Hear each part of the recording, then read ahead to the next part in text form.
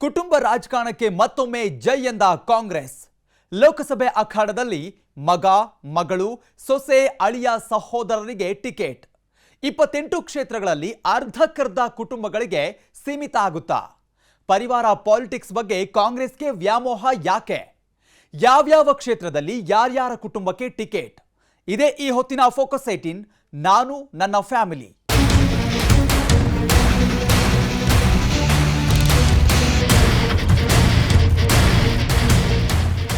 ಕುಟುಂಬ ರಾಜಕಾರಣ, ಭ್ರಷ್ಟಾಚಾರ ಈ ಎರಡು ವಿಷಯಗಳನ್ನು ಇಟ್ಟುಕೊಂಡೇ ಬಿಜೆಪಿ ಕಾಂಗ್ರೆಸ್ಗೆ ಸೆಡ್ಡು ಹೊಡಿತಾ ಇದೆ. ಕುಟುಂಬ ರಾಜಕಾರಣಕ್ಕೆ ಮನ್ನಣೆ ಕೊಡಲ್ಲ ಅಂತ ಬಿಜೆಪಿ ನಾಯಕರು ಹೇಳ್ಕೊಂಡು ಓಡಾಡ್ತಾ ಇದ್ದಾರೆ. ಆದರೆ ಯಾರೇ ಕೂಗಾಡಲಿ, ಊರೇ ಹೋರಾಡಲಿ, ನಾವು ಮಾತ್ರ ಫ್ಯಾಮಿಲಿ ಪಾಲಿಟಿಕ್ಸ್ ಬಿಡೋದಕ್ಕೆ ಆಗೋದೂ ಇಲ್ಲ ಅಂತ ಕಾಂಗ್ರೆಸ್ ಪದೇ ಪದೇ ಪ್ರೂವ್ ಮಾಡ್ತಾನೆ ಇದೆ. ಈಗ ಲೋಕಸಭೆ ಚುನಾವಣೆಯಲ್ಲೂ ಕಾಂಗ್ರೆಸ್ ಕುಟುಂಬಕ್ಕೆ ಜೈ ಎಂದಿದೆ.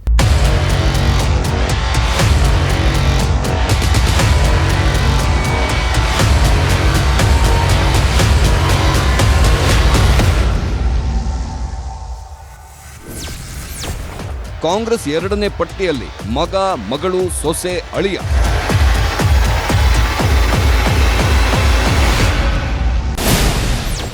ಹದಿನೇಳು ಕ್ಷೇತ್ರಗಳಲ್ಲಿ 8 ಕ್ಷೇತ್ರಗಳು ಕುಟುಂಬಕ್ಕೆ ಸೀಮಿತ ಆಗಿದ್ದೇಕೆ?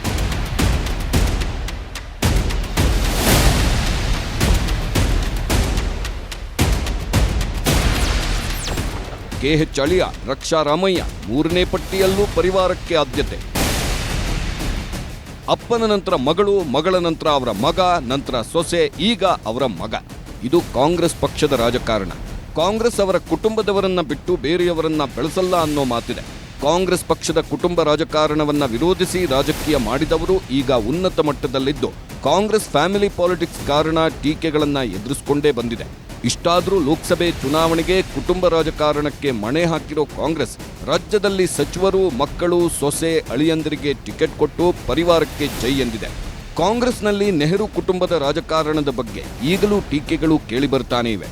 ಹಾಗಾಗಿಯೇ ರಾಹುಲ್ ಗಾಂಧಿಯನ್ನ ಕಾಂಗ್ರೆಸ್ ಅಧ್ಯಕ್ಷ ಸ್ಥಾನಕ್ಕೆ ಆಯ್ಕೆ ಮಾಡದೆ ಮಲ್ಲಿಕಾರ್ಜುನ್ ಖರ್ಗೆಯವರಿಗೆ ಅಧ್ಯಕ್ಷ ಪಟ್ಟವನ್ನ ಕಟ್ಟಲಾಗಿದೆ.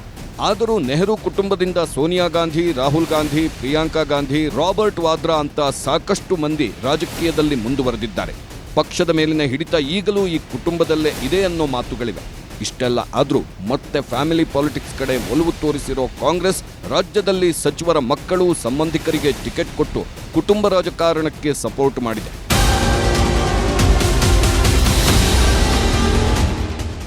ದೇಶದಲ್ಲಿ ಪರಿವಾರ ಪಾಲಿಟಿಕ್ಸ್ ನಶಿಸಬೇಕು ಅಂತ ಯುದ್ಧ ಮಾಡ್ತಾ ಇರೋ ನರೇಂದ್ರ ಮೋದಿ ಕುಟುಂಬಕ್ಕೆ ಮಣೆ ಹಾಕೋದಕ್ಕೆ ಬ್ರೇಕ್ ಹಾಕಿದ್ದಾರೆ.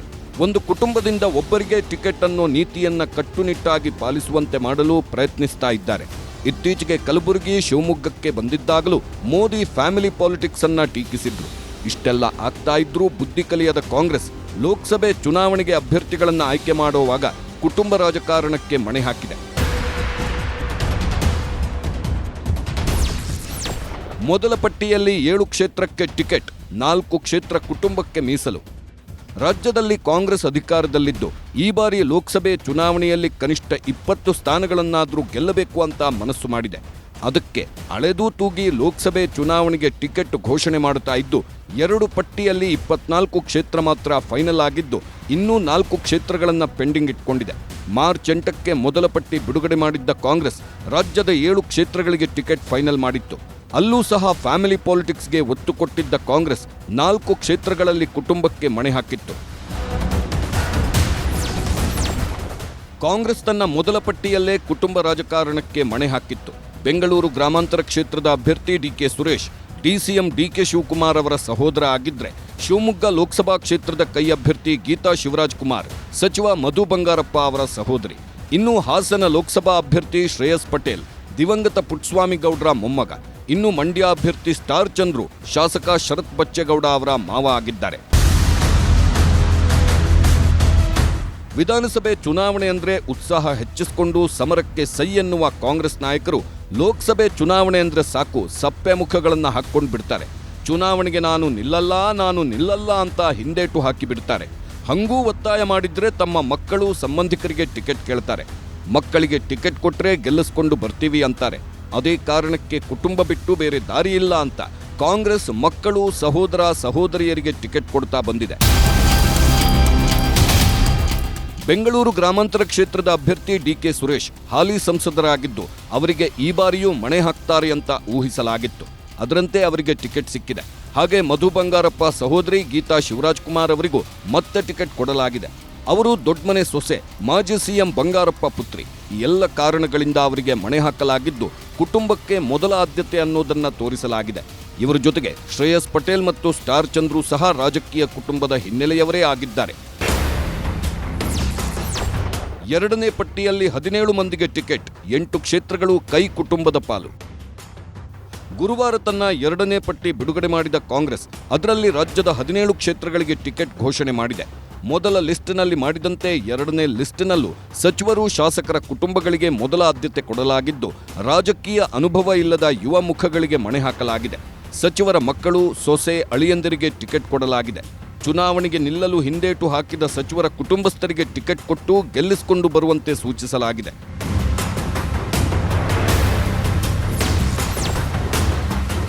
ಕಾಂಗ್ರೆಸ್ ತನ್ನ ಎರಡನೇ ಪಟ್ಟಿಯಲ್ಲಿ ರಾಜ್ಯದ 17 ಕ್ಷೇತ್ರಗಳಿಗೆ ಟಿಕೆಟ್ ಘೋಷಣೆ ಮಾಡಿದ್ದು ಅದರಲ್ಲಿ 7 ಕ್ಷೇತ್ರಗಳನ್ನು ಸಚಿವರ ಕುಟುಂಬಕ್ಕೆ ಕೊಡಲಾಗಿದೆ. ಬೆಳಗಾವಿಯಲ್ಲಿ ಲಕ್ಷ್ಮೀ ಹೆಬ್ಬಾಳ್ಕರ್ ಪುತ್ರ ಮೃಣಾಲ್ ಹೆಬ್ಬಾಳ್ಕರ್ಗೆ ಟಿಕೆಟ್ ಸಿಕ್ಕಿದ್ರೆ ಚಿಕ್ಕೋಡಿಯಿಂದ ಸಚಿವ ಸತೀಶ್ ಜಾರಕಿಹೊಳಿ ಪುತ್ರಿ ಪ್ರಿಯಾಂಕಾ ಜಾರಕಿಹೊಳಿ ಅಭ್ಯರ್ಥಿಯಾಗಿದ್ದಾರೆ. ಬೀದರ್ ಕ್ಷೇತ್ರದಿಂದ ಈಶ್ವರ್ ಖಂಡ್ರೆ ಪುತ್ರ ಸಾಗರ್ ಖಂಡ್ರೆಗೆ ಅದೃಷ್ಟ ಒಲಿದು ಬಂದಿದೆ. ಬಾಗಲಕೋಟೆಯಿಂದ ಸಚಿವ ಶಿವಾನಂದ ಪಾಟೀಲ್ ಪುತ್ರಿ ಸಂಯುಕ್ತ ಶಿವಾನಂದ ಪಾಟೀಲ್ಗೆ ಟಿಕೆಟ್ ಸಿಕ್ಕಿದ್ರೆ ದಾವಣಗೆರೆ ಟಿಕೆಟ್ ಶಾಮನೂರು ಶಿವಶಂಕರಪ್ಪ ಅವರ ಸೊಸೆ ಸಚಿವ ಮಲ್ಲಿಕಾರ್ಜುನ್ ಪತ್ನಿ ಪ್ರಭಾ ಮಲ್ಲಿಕಾರ್ಜುನ್ಗೆ ಸಿಕ್ಕಿದೆ. ಬೆಂಗಳೂರು ದಕ್ಷಿಣದಲ್ಲಿ ಸಚಿವ ರಾಮಲಿಂಗಾರೆಡ್ಡಿ ಪುತ್ರಿ ಸೌಮ್ಯ ರೆಡ್ಡಿ, ಬೆಂಗಳೂರು ಸೆಂಟ್ರಲ್ ಕ್ಷೇತ್ರದಿಂದ ರೆಹಮಾನ್ ಖಾನ್ ಪುತ್ರ ಮನ್ಸೂರ್ ಅಲಿ ಖಾನ್, ಕಲಬುರಗಿಯಲ್ಲಿ ಮಲ್ಲಿಕಾರ್ಜುನ್ ಖರ್ಗೆ ಅಳಿಯ ರಾಧಾಕೃಷ್ಣ ಅವರನ್ನ ಕಣಕ್ಕಿಳಿಸಲಾಗಿದೆ. ಲೋಕಸಭೆ ಚುನಾವಣೆಗೆ ರಾಜ್ಯದ 17 ಕ್ಷೇತ್ರಗಳಿಗೆ ಸಂಬಂಧಿಸಿ ಕಾಂಗ್ರೆಸ್ ಅಭ್ಯರ್ಥಿಗಳ ಎರಡನೇ ಪಟ್ಟಿ ಪ್ರಕಟವಾಗಿದ್ದು ಹೊಸ ಮುಖಗಳಿಗೆ ಆದ್ಯತೆ ಸಿಕ್ಕಿದೆ. ಆದರೆ ಹೊಸಬರಲ್ಲಿ ಹೆಚ್ಚಿನವರು ರಾಜಕೀಯ ಕುಟುಂಬದ ಹಿನ್ನೆಲೆಯುಳ್ಳವರೇ ಆಗಿದ್ದಾರೆ. ಸಮರ್ಥರು ಮತ್ತು ಗೆಲುವಿನ ಮಾನದಂಡದ ಸೂತ್ರದಡಿ ಹೆಚ್ಚಿನ ಕ್ಷೇತ್ರಗಳಲ್ಲಿ ಸಚಿವರನ್ನ ಕಣಕ್ಕಿಳಿಸುವ ಹೈಕಮಾಂಡ್ನ ಯತ್ನ ಕೈಗೂಡಿಲ್ಲ. ಬದಲಿಗೆ ಸಚಿವರ ಮಕ್ಕಳು, ಕುಟುಂಬದವರಿಗೆ ಟಿಕೆಟ್ ನೀಡಲಾಗಿದೆ. ಈ ಅಭ್ಯರ್ಥಿಗಳನ್ನು ಗೆಲ್ಲಿಸಿಕೊಂಡು ಬರುವ ಹೊಣೆಯನ್ನು ಸಚಿವರ ಹೆಗಲಿಗೆ ಹಾಕಲಾಗಿದೆ. ಮೊದಲನೇದಾಗಿ ಬೆಳಗಾವಿ ಜಿಲ್ಲೆಯ ಎಲ್ಲ ನಮ್ಮ ಪಕ್ಷದ ಮುಖಂಡರು ಪ್ರತಿಯೊಬ್ಬರು ಕೂಡ ಯುವಕರಿಗೆ ಈ ಬಾರಿ ಅವಕಾಶ ಮಾಡಿಕೊಡ್ಬೇಕು ಅಂತ ಹೆಸರನ್ನ ಪ್ರಸ್ತಾವನೆ ಮಾಡಿದರು. ಅದೇ ರೀತಿ ಖರ್ಗೆ ಸಾಹೇಬ್ರಿಗೆ, ಸೋನಿಯಾ ಗಾಂಧಿ ಅವರಿಗೆ, ರಾಹುಲ್ ಗಾಂಧಿ ಅವರಿಗೆ, ಮಾನ್ಯ ಮುಖ್ಯಮಂತ್ರಿಗಳಿಗೆ ಮತ್ತು ನಮ್ಮ ಉಪಮುಖ್ಯಮಂತ್ರಿಗಳಿಗೆ ನಾನು ಧನ್ಯವಾದವನ್ನು ಸಲ್ಲಿಸ್ತೀನಿ. ಮತ್ತು ಅವರು ನಮ್ಮ ಪಕ್ಷ ನಮ್ಮ ಮೇಲೆ ಇಟ್ಟು ಏನು ಯುವಕರಿಗೆ ಟಿಕೆಟನ್ನು ಘೋಷಣೆ ಮಾಡಿದ್ದಾರೆ. ಬೆಳಗಾವಿಯಿಂದಾಗಲಿ ಚಿಕ್ಕೋಡಿಯಿಂದಾಗಲಿ 2 ಅಭ್ಯರ್ಥಿಗಳನ್ನು ಗೆಲ್ಲಿಸಿಕೊಂಡು ಬರುವಂತೆ ಕೆಲಸ ಮಾಡ್ತೀವಿ. ಹೊಸ ಮುಖಗಳಿಗೆ ಮಣೆ ಹಾಕಿದ್ದೇಕೆ ಕಾಂಗ್ರೆಸ್? ಸಚಿವರು ಸ್ಪರ್ಧೆಗೆ ಹಿಂದೇಟು ಹಾಕಿದ್ದಕ್ಕೆ ಮಕ್ಕಳಿಗೆ ಟಿಕೆಟ್ ಸಿಗ್ತಾ?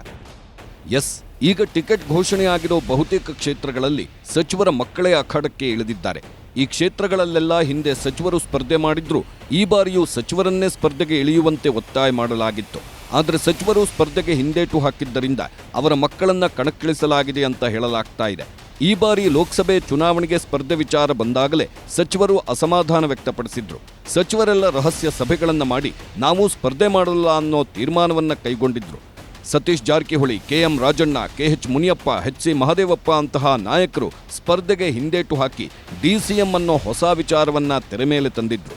ಅದರಲ್ಲೂ ಸಚಿವ ಮಹದೇವಪ್ಪ ಬೇಕಾದ್ರೆ ಸಿಎಂ, ಡಿಸಿಎಂ ಲೋಕಸಭೆಗೆ ಸ್ಪರ್ಧೆ ಮಾಡಲಿ, ನಾನು ಸ್ಪರ್ಧಿಸಲ್ಲ ಅಂತ ಕಡ್ಡಿ ತುಂಡಾದಂತೆ ಹೇಳಿಬಿಟ್ಟಿದ್ರು.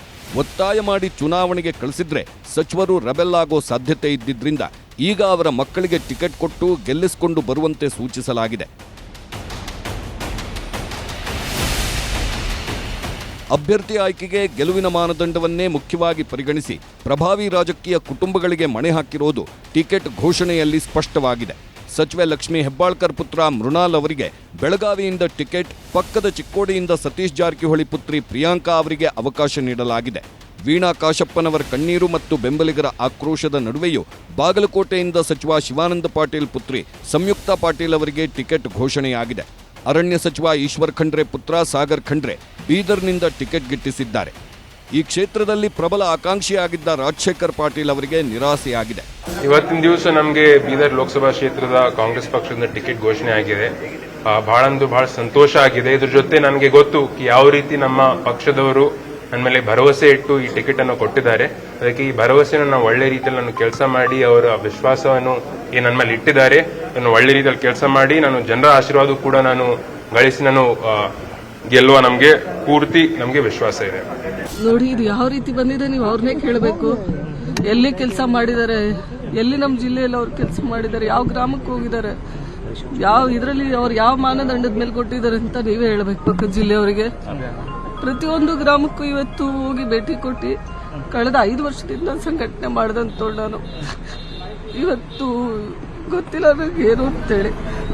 ನೋಡಿ, ನೀವು ಅವ್ರನ್ನೇ ಕೇಳಿ ತಿಳ್ಕೊಬೇಕು. ಯಾವ ಮಾನದಂಡದ ಮೇಲೆ ನಂಗೆ ಕೊಡ್ತಾ ಇಲ್ಲ, ಎಲ್ಲರಿಗೂ ಕೊಟ್ಟು ನನಗೆ ಕೈ ಬಿಟ್ಟಿದ್ದಾರೆ ಅಂತ ನಾನು ಕೇಳೋದಕ್ಕೆ ಬಯಸ್ತೀನಿ. ಖುಷಿ ಆಗಿದೆ. ಲೈಕ್ ಎವ್ರಿ ಅದರ್ ಕ್ಯಾಂಡಿಡೇಟ್ ನನಗೆ ಒಂದು ಅವಕಾಶ ಕೊಟ್ಟಿದೆ ಪಾರ್ಟಿ ಅದರ ಒಂದು ತತ್ವ ಸಿದ್ಧಾಂತಗಳಿಗೋಸ್ಕರ ಹೋರಾಟ ಮಾಡೋಕ್ಕೆ ಅಂತ ನನಗೆ ತುಂಬ ಖುಷಿಯಾಗಿದೆ. ಆದರೆ ನನ್ನ ಹೆಗಲ ಮೇಲೆ ಒಂದು ದೊಡ್ಡ ಜವಾಬ್ದಾರಿನೂ ಇದೆ. ಈ ಪಾರ್ಟಿ ನನಗೆ ಕೊಟ್ಟಿರೋದು, ಅದನ್ನು ನಾನು ಸಮರ್ಥವಾಗಿ ನಿಭಾಯಿಸ್ತೀನಿ ಅನ್ನೋ ನಂಬಿಕೆ ನನಗಿದೆ. ಸೊ ಅವರು ಕೂಡ ನಮ್ಮ ಅಕ್ಕ ಇದ್ದಂಗೆ. ಐ ಆಮ್ ಕಾನ್ಫಿಡೆಂಟ್ ಪಕ್ಷದ ವರಿಷ್ಠರ ಒಂದು ಸಮರ್ಥನ ಇದರಲ್ಲಿ, ಹಾಗೂ ನಮ್ಮ ಪಕ್ಷದ ಎಲ್ಲ MLA ಅವರ ಮತ್ತು ಶಾಸಕರ, MP ಹಾಗೂ MLC ಎಲ್ಲ ನಮ್ಮ ನಾಯಕರ ಒಂದು ಸಾಮೂಹಿಕ ಒಂದು ಬೆನ್ನೆಲುಬಲ್ಲಿ ನಾವು ಎಲ್ಲರೂ ಕೂಡ ಅಕ್ಕನ ಹಿಡ್ಕೊಂಡು ನಾವೆಲ್ಲರೂ ಕೂಡ ಆಕಾಂಕ್ಷಿಗಳಾಗಿರಲಿ, ಅವರಾಗಿರಲಿ ಅಥವಾ ಅಜಯ್ ಸರ್ನಾಯಕ್ ಸರ್ ಆಗಿರಲಿ, ಎಲ್ಲರೂ ಕೂಡ ನಾವು ಒಗ್ಗಟ್ಟಾಗಿ ಎಲೆಕ್ಷನ್ ಫೇಸ್ ಮಾಡ್ತೀವಿ ಅನ್ನೋದು ನನ್ನ ನಂಬಿಕೆ ಇದೆ ಸರ್. ದಾವಣಗೆರೆಯಲ್ಲಿ ಶಾಮನೂರು ಅವರ ಕುಟುಂಬವನ್ನೇ ನಂಬಿಕೊಂಡು ರಾಜಕೀಯ ಮಾಡ್ತಾ ಇರೋ ಕಾಂಗ್ರೆಸ್ ಮತ್ತೊಮ್ಮೆ ಅವರ ಕುಟುಂಬಕ್ಕೆ ಮಣೆ ಹಾಕಿದೆ. ಈಗಾಗಲೇ ಅಪ್ಪ ಮಗ ರಾಜಕೀಯದಲ್ಲಿ ಇದ್ರೂ ಈಗ ಶಾಮನೂರು ಶಿವಶಂಕರಪ್ಪ ಸೊಸೆ ಪ್ರಭಾ ಮಲ್ಲಿಕಾರ್ಜುನ್ ಅವರಿಗೆ ದಾವಣಗೆರೆಯಿಂದ ಟಿಕೆಟ್ ನೀಡಲಾಗಿದೆ. ಸಚಿವ ರಾಮಲಿಂಗಾರೆಡ್ಡಿ ಪುತ್ರಿ ಸೌಮ್ಯ ರೆಡ್ಡಿ ಅವರನ್ನ ಬೆಂಗಳೂರು ದಕ್ಷಿಣದಿಂದ ಅಭ್ಯರ್ಥಿಯಾಗಿ ಆಯ್ಕೆ ಮಾಡಲಾಗಿದೆ. ರೆಹಮಾನ್ ಖಾನ್ ಪುತ್ರ ಮನ್ಸೂರ್ ಅಲಿ ಖಾನ್ ಬೆಂಗಳೂರು ಸೆಂಟ್ರಲ್ನಿಂದ ಸ್ಪರ್ಧಿಸಲಿದ್ದಾರೆ. ಎಐಸಿಸಿ ಅಧ್ಯಕ್ಷ ಮಲ್ಲಿಕಾರ್ಜುನ್ ಖರ್ಗೆ ಅಳಿಯ ರಾಧಾಕೃಷ್ಣ ಅವರಿಗೆ ಕಲಬುರಗಿ ಟಿಕೆಟ್ ಘೋಷಣೆಯಾಗಿದೆ. ನೋಡಿ, ಇದು ಬಿಜೆಪಿ ಕೋಟೆ ಆ ಕೋಟೆ ಅಂತೇನಿಲ್ಲ.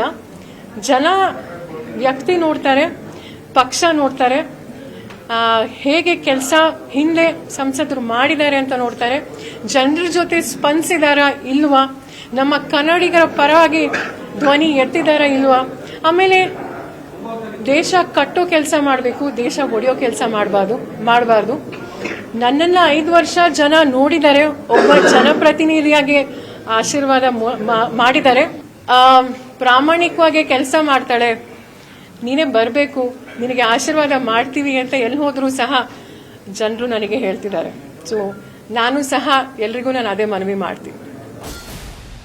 ಇನ್ನು 2ನೇ ಪಟ್ಟಿಯಲ್ಲಿ 8 ಮಂದಿ ಹೊಸ ಮುಖಗಳಿಗೆ ಮಣೆ ಹಾಕಿರೋ ಕಾಂಗ್ರೆಸ್ ಅದರಲ್ಲಿ 4 30ಕ್ಕಿಂತ ಕಡಿಮೆ ವಯಸ್ಸಿನವರನ್ನ ಕಣಕ್ಕಿಳಿಸ್ತಾ ಇದೆ. ಆ ಮೂಲಕ ಹೊಸ ಪ್ರಯೋಗಕ್ಕೆ ಕಾಂಗ್ರೆಸ್ ಮುಂದಾಗಿದೆ. ಸಚಿವರ ಮಕ್ಕಳಾದ ಪ್ರಿಯಾಂಕಾ ಜಾರಕಿಹೊಳಿ, ಸಾಗರ್ ಖಂಡ್ರೆ, ಮೃಣಾಲ್ ಹೆಬ್ಬಾಳ್ಕರ್, ಸಂಯುಕ್ತಾ ಪಾಟೀಲ್ 30 ವರ್ಷಕ್ಕಿಂತ ಕಡಿಮೆ ವಯಸ್ಸಿನವರಾಗಿದ್ದು ಇವರನ್ನೆಲ್ಲ ಅದೃಷ್ಟ ಪರೀಕ್ಷೆಗೆ ಇಳಿಸಲಾಗಿದೆ. 2019ರ ಲೋಕಸಭೆ ಚುನಾವಣೆಯಲ್ಲಿ ಶಾಸಕರಾಗಿದ್ದ ನಾಯಕರನ್ನೇ ಒತ್ತಾಯ ಮಾಡಿ ಲೋಕಸಭೆಗೆ ನಿಲ್ಲಿಸಲಾಗಿತ್ತು. ಆದರೆ ಯಾರೂ ಸಹ ಆ ಚುನಾವಣೆಯಲ್ಲಿ ಗೆಲ್ಲಲಿಲ್ಲ. ಅಲ್ಲದೆ ಈಗ ಸಚಿವರಾಗಿರೋರಿಗೆ ಇನ್ನೂ 4 ವರ್ಷಗಳ ಕಾಲ ಅಧಿಕಾರಾವಧಿ ಇದ್ದು ಲೋಕಸಭೆಗೆ ಸ್ಪರ್ಧಿಸಲು ನಿರಾಸಕ್ತಿ ಇದೆ. ಇನ್ನು ವಿಧಾನಸಭೆ ಚುನಾವಣೆಯಲ್ಲಿ ಕಾಂಗ್ರೆಸ್ ಅಧಿಕಾರಕ್ಕೆ ಬಂದಿದ್ರೂ ಲೋಕಸಭೆ ಚುನಾವಣೆಯಲ್ಲಿ ಬಿಜೆಪಿಗೆ ಬಲ ಹೆಚ್ಚು. ಇನ್ನು ಈಗ ಸಚಿವರಾಗಿರೋ ನಾಯಕರು ಲೋಕಸಭೆ ಚುನಾವಣೆಯಲ್ಲಿ ಸೋತ್ರೆ ಪ್ರಭಾವ ಕಡಿಮೆಯಾಗೋ ಸಾಧ್ಯತೆ ಇದೆ. ಹಾಗಾಗಿ ಮಕ್ಕಳಿಗೆ ಟಿಕೆಟ್ ಸಿಗಲಿ ಅನ್ನೋ ಉದ್ದೇಶದಿಂದ ಸಚಿವರು ಸ್ಪರ್ಧೆಗೆ ಹಿಂದೇಟು ಹಾಕಿದ್ದಾರೆ ಅಂತ ಹೇಳಲಾಗ್ತಾ ಇದೆ. ಸಚಿವರು ಸ್ಪರ್ಧೆ ಮಾಡಿದ್ರೆ ಅವರು ಗೆಲ್ಲಲೇಬೇಕು ಅಂತ ಪ್ರಯತ್ನ ಮಾಡೋ ಸಾಧ್ಯತೆ ಕಡಿಮೆ. ಸೋತ್ರೆ ಆರಾಮಾಗಿ ರಾಜ್ಯದಲ್ಲಿ ಸಚಿವ ಸ್ಥಾನ ಅನುಭವಿಸಬಹುದು ಅಂತ ಯೋಚಿಸೋ ಸಾಧ್ಯತೆ ಇರುತ್ತೆ. ಅಷ್ಟೇ ಅಲ್ಲದೆ ರಾಜ್ಯದಲ್ಲಿ ಕ್ಷೇತ್ರದ ಅಭಿವೃದ್ಧಿ ಕಡೆ ಗಮನ ಕೊಡೋದು ಬಿಟ್ಟು ಚುನಾವಣೆಯಲ್ಲಿ ಬ್ಯುಸಿ ಆಗಬೇಕಾಗುತ್ತೆ. ಅದೇ ತಮ್ಮ ಬದಲು ಮಕ್ಕಳಿಗೆ ಟಿಕೆಟ್ ಕೊಟ್ರೆ ಮಕ್ಕಳ ಮೇಲಿನ ವ್ಯಾಮೋಹ, ಹಾಗೆ ಮಕ್ಕಳು ರಾಜಕೀಯವಾಗಿ ಬೆಳೆಯಲಿ ಅನ್ನೋ ಉದ್ದೇಶಕ್ಕೆ ತಾವೇ ಖರ್ಚು ಮಾಡಿ ಮಕ್ಕಳ ಗೆಲುವಿಗೆ ಶ್ರಮಿಸೋ ಸಾಧ್ಯತೆ ಇರುತ್ತೆ. ಆ ಕಾರಣದಿಂದ ಸಚಿವರು ತಮ್ಮ ಬದಲು ಮಕ್ಕಳಿಗೆ ಟಿಕೆಟ್ ಕೊಡಿಸಿದ್ದಾರೆ. ಕಾಂಗ್ರೆಸ್ ಸಹ ಅಭ್ಯರ್ಥಿಗಳನ್ನು ಗೆಲ್ಲಿಸೋ ಜವಾಬ್ದಾರಿಯನ್ನ ಸಚಿವರಿಗೆ ಬಿಟ್ಟಿದೆ. ಇದೆಲ್ಲದರ ಜೊತೆಗೆ ಕಾಂಗ್ರೆಸ್ ಎಲ್ಲ ಕ್ಷೇತ್ರಗಳಲ್ಲೂ ಜಾತಿ ಲೆಕ್ಕಾಚಾರವನ್ನು ಮಾಡಿದ್ದು ಬೆಳಗಾವಿಯಲ್ಲಿ ಲಿಂಗಾಯತ ಸಮುದಾಯಕ್ಕೆ ಸೇರಿದ ಮೃಣಾಲ್ ಹೆಬ್ಬಾಳ್ಕರ್ಗೆ ಟಿಕೆಟ್ ಕೊಡಲಾಗಿದೆ. ಇಲ್ಲಿ ಲಿಂಗಾಯತ ಮತಗಳೇ ನಿರ್ಣಾಯಕವಾಗಿದ್ದು ಹೆಬ್ಬಾಳ್ಕರ್ಗೆ ಲಿಂಗಾಯತ ನಾಯಕರ ಬೆಂಬಲವೂ ಇದೆ. ಅದೇ ರೀತಿ ಬೀದರ್ನಲ್ಲಿ ಈಶ್ವರ್ ಖಂಡ್ರೆ ಪುತ್ರ ಸಾಗರ್ಗೆ ಟಿಕೆಟ್ ಕೊಟ್ಟಿದ್ದು ಇದೇ ಲೆಕ್ಕಾಚಾರದಲ್ಲಿ ಚಿಕ್ಕೋಡಿ ಕ್ಷೇತ್ರದಲ್ಲಿ ಹಿಂದುಳಿದ ಮತಗಳು ಹೆಚ್ಚಾಗಿದ್ದು ಕುರುಬ ಸಮುದಾಯಕ್ಕೆ ಟಿಕೆಟ್ ಕೊಡಬೇಕು ಅಂತ ಸ್ವತಃ ಸತೀಶ್ ಜಾರಕಿಹೊಳಿ ಹೇಳಿದರು. ಆದರೆ ಯುವ ಸಮುದಾಯಕ್ಕೆ ಆದ್ಯತೆ ಕೊಡೋ ನಿಟ್ಟಿನಲ್ಲಿ ಪ್ರಿಯಾಂಕಾ ಜಾರಕಿಹೊಳಿಗೆ ಮಣೆ ಹಾಕಲಾಗಿದೆ. ಒಂದು ಕಡೆ ಜಾತಿ ಲೆಕ್ಕಾಚಾರ, ಒಂದು ಕಡೆ ಯುವಕರಿಗೆ ಆದ್ಯತೆ, ಮತ್ತೊಂದು ಕಡೆ ಕುಟುಂಬದ ಪ್ರಾಬಲ್ಯ. ಹೀಗೆ ಗೆಲುವನ್ನೇ ಟಾರ್ಗೆಟ್ ಮಾಡಿಕೊಂಡು ಕುಟುಂಬ ರಾಜಕಾರಣಕ್ಕೆ ಓಕೆ ಎಂದಿರೋ ಕಾಂಗ್ರೆಸ್ ಅವರನ್ನು ಗೆಲ್ಲಿಸುವ ಜವಾಬ್ದಾರಿಯನ್ನು ಅವರ ಕುಟುಂಬಗಳಿಗೆ ಕೊಟ್ಟಿದೆ. ಸದ್ಯ ಬಾಕಿ ಉಳಿದ 4 ಕ್ಷೇತ್ರಗಳಲ್ಲೂ ಕೆಲವೊಂದು ಕ್ಷೇತ್ರಗಳಲ್ಲಿ ಕುಟುಂಬ ಪ್ರಾತಿನಿಧ್ಯಕ್ಕೆ ಆದ್ಯತೆ ಕೊಡಲು ಕಾಂಗ್ರೆಸ್ ತೀರ್ಮಾನಿಸಿದೆ ಅಂತ ಹೇಳಲಾಗ್ತಾ ಇದೆ. ಯುವ ಪರಿವಾರದ ಕಡೆ ಕಾಂಗ್ರೆಸ್ ಒಲವು. ಈ ಬಾರಿ ಕಾಂಗ್ರೆಸ್ ಕೈ ಹಿಡಿಯುತ್ತಾ ಫ್ಯಾಮಿಲಿ ಪಾಲಿಟಿಕ್ಸ್. ಬಾಕಿ ಉಳಿದ ಕ್ಷೇತ್ರಗಳಲ್ಲೂ ಮಗ ಅಳಿಯನಿಗೆ ಟಿಕೆಟ್ ಸಿಗುತ್ತಾ? ಕೆಎಚ್ ಮುನಿಯಪ್ಪ ಅಳಿಯ ಚಿಕ್ಕಪೆದ್ದಣ್ಣ, ಮಹದೇವಪ್ಪ ಪುತ್ರ ಸುನಿಲ್ ಬೋಸ್, ರಕ್ಷಾ ರಾಮಯ್ಯಗೆ ಟಿಕೆಟ್ ಸಿಗುತ್ತಾ? ಇಲ್ಲಿದೆ ನೋಡಿ ಆ ಡೀಟೇಲ್ಸ್. ಈಗಾಗಲೇ 24 ಕ್ಷೇತ್ರಗಳಿಗೆ ಟಿಕೆಟ್ ಘೋಷಣೆ ಮಾಡಿರೋ ಕಾಂಗ್ರೆಸ್ 10ಕ್ಕೂ ಹೆಚ್ಚು ಕ್ಷೇತ್ರಗಳಲ್ಲಿ ಕುಟುಂಬ ರಾಜಕಾರಣಕ್ಕೆ ಮಣೆ ಹಾಕಿದೆ. 4 ಕ್ಷೇತ್ರಗಳನ್ನು ಪೆಂಡಿಂಗ್ ಉಳಿಸಿಕೊಂಡಿದ್ದು ಅಲ್ಲೂ ಸಹ ಫ್ಯಾಮಿಲಿ ಪಾಲಿಟಿಕ್ಸ್ಗೆ ಮನ್ನಣೆ ಸಿಗುತ್ತೆ ಅಂತ ಹೇಳಲಾಗ್ತಿದೆ.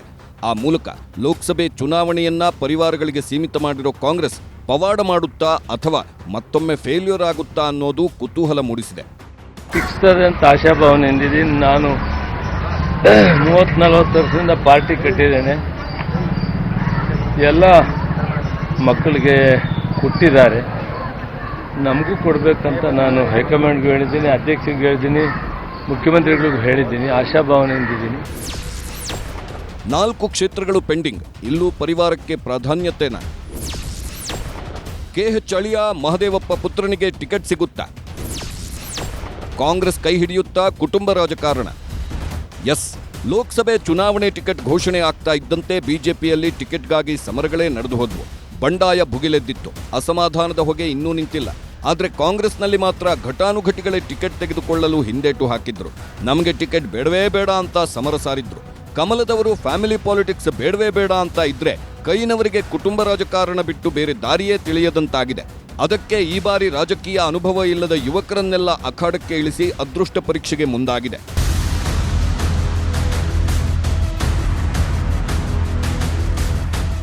ರಾಜ್ಯದ 18 ಲೋಕಸಭಾ ಕ್ಷೇತ್ರಗಳಲ್ಲಿ ಈಗಾಗಲೇ 24 ಕ್ಷೇತ್ರಗಳಿಗೆ ಅಭ್ಯರ್ಥಿಗಳನ್ನು ಫೈನಲ್ ಮಾಡಿ 4 ಕ್ಷೇತ್ರಗಳನ್ನು ಮಾತ್ರ ಪೆಂಡಿಂಗ್ ಇಟ್ಕೊಂಡಿದೆ. ಈ 4 ಕ್ಷೇತ್ರಗಳಲ್ಲಿ ಅಭ್ಯರ್ಥಿ ಆಯ್ಕೆಗೆ ಗೊಂದಲ ಇದ್ದು ಅದನ್ನು ಸರಿ ಮಾಡಲು ಕೈನಾಯಕರು ಮೀಟಿಂಗ್ ಮೇಲೆ ಮೀಟಿಂಗ್ ಮಾಡ್ತಾ ಇದ್ದಾರೆ. ಕೋಲಾರದಲ್ಲಿ ಕೆಎಚ್ ಮುನಿಯಪ್ಪ ಸ್ಪರ್ಧೆಗೆ ಹಿಂದೇಟು ಹಾಕಿದ್ದು ತಮ್ಮ ಅಳಿಯ ಚಿಕ್ಕಪೆದ್ದಣ್ಣ ಅವರಿಗೆ ಟಿಕೆಟ್ ಕೊಡಿ ಅಂತ ಲಾಬಿ ಮಾಡ್ತಾ ಇದ್ದಾರೆ. ಆದರೆ ಅವರಿಗೆ ಟಿಕೆಟ್ ಕೊಡಬಾರದು ಅಂತ ರಮೇಶ್ ಕುಮಾರ್ ಬಣ ಅಡ್ಡಗಾಲು ಹಾಕ್ತಾ ಇದೆ. ಒಂದು ವೇಳೆ ಕೆಎಚ್ ಮುನಿಯಪ್ಪ ಅವರ ಅಳಿಯನಿಗೆ ಟಿಕೆಟ್ ಸಿಕ್ಕರೆ ಕಾಂಗ್ರೆಸ್ ಮತ್ತೊಮ್ಮೆ ಕುಟುಂಬ ರಾಜಕಾರಣವನ್ನ ಬೆಂಬಲಿಸಿದಂತಾಗಲಿದೆ. ಕೋಲಾರ ಕ್ಷೇತ್ರದಂತೆ ಚಿಕ್ಕಬಳ್ಳಾಪುರದಲ್ಲೂ ಆಕಾಂಕ್ಷಿಗಳು ಹೆಚ್ಚಾಗಿದ್ದು ಪ್ರಮುಖವಾಗಿ ವೀರಪ್ಪ ಮೊಯ್ಲಿ ಮತ್ತು ರಕ್ಷಾರಾಮಯ್ಯ ನಡುವೆ ಪೈಪೋಟಿ ಶುರುವಾಗಿದೆ. ಈ ಬಾರಿ ಯುವಕರಿಗೆ ಆದ್ಯತೆ ಕೊಡೋ ಹಿನ್ನೆಲೆಯಲ್ಲಿ ರಕ್ಷಾರಾಮಯ್ಯಗೆ ಟಿಕೆಟ್ ಕೊಡೋದು ಬಹುತೇಕ ಖಚಿತವಾಗಿದ್ದು ಅದು ಸಹ ಫ್ಯಾಮಿಲಿ ಪಾಲಿಟಿಕ್ಸ್ಗೆ ಸೇರ್ಪಡೆಯಾಗಲಿದೆ. ರಕ್ಷಾರಾಮಯ್ಯ ಅವರ ತಂದೆ ತಾತ ರಾಜಕೀಯದಲ್ಲಿ ಇದ್ದವರೇ. ಹಾಗಾಗಿ ಮತ್ತೊಂದು ಕ್ಷೇತ್ರದಲ್ಲೂ ಕಾಂಗ್ರೆಸ್ ಕುಟುಂಬಕ್ಕೆ ಮನ್ನಣೆ ಕೊಟ್ಟಂತಾಗಲಿದೆ.